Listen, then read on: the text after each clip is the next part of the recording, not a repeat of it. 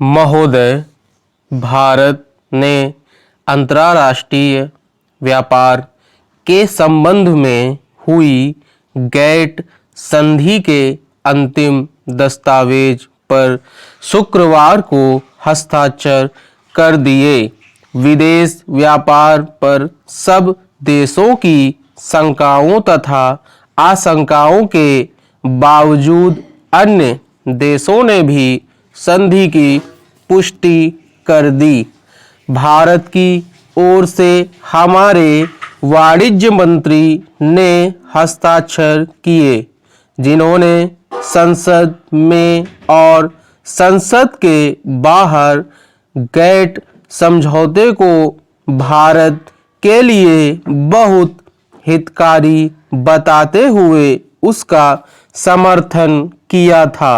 यह संतोष का विषय है कि अंतर्राष्ट्रीय व्यापार के उरुग्वे दौर के नाम से जानी जाने वाली 7.5 वर्ष तक चली वार्ता की चरम उपलब्धि गैट समझौता ही है, जो एक बृहद दस्तावेज है।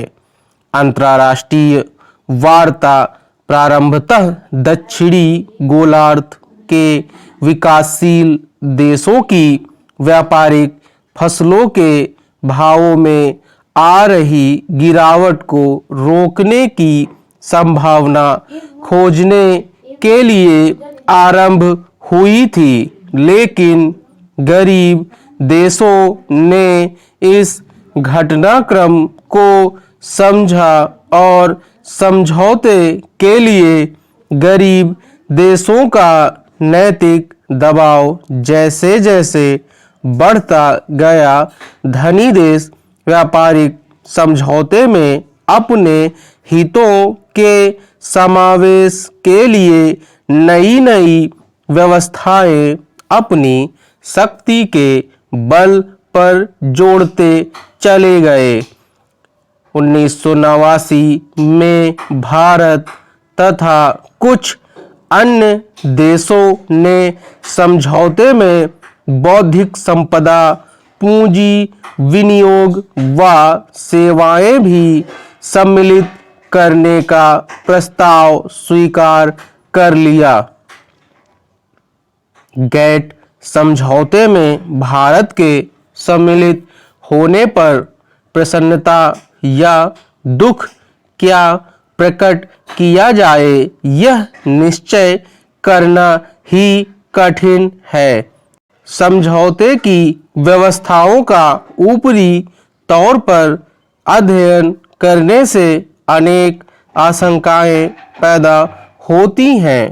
प्रमुख यह है कि धनी देश अब खुलकर हमारी कमजोर तथा उदीयमान अर्थव्यवस्था का शोषण करेंगे और भारत नए ढंग के आर्थिक उपनिवेशवाद की गिरफ्त में आ जाएगा।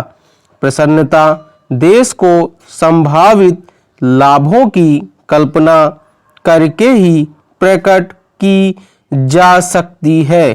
कल्पना तो कल्पना ही है, वह साकार हो सकती है और नहीं भी।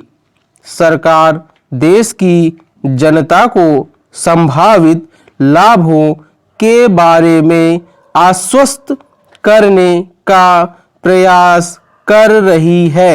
देश में गैट समझौते का विरोध किया जा रहा है। इस संबंध में केंद्र की कांग्रेस सरकार अकेली पड़ गई है, क्योंकि कोई भी प्रमुख राजनीतिक दल उसकी गैट संबंधी नीति का समर्थन नहीं कर रहा है। भारतीय जनता पार्टी और वामपंथी दल दोनों ही गैट समझौते के विरुद्ध आंदोलन चला रहे हैं और सरकार से उस पर हस्ताक्षर न करने का आग्रह करते रहे हैं। विराम। Audio Jungle.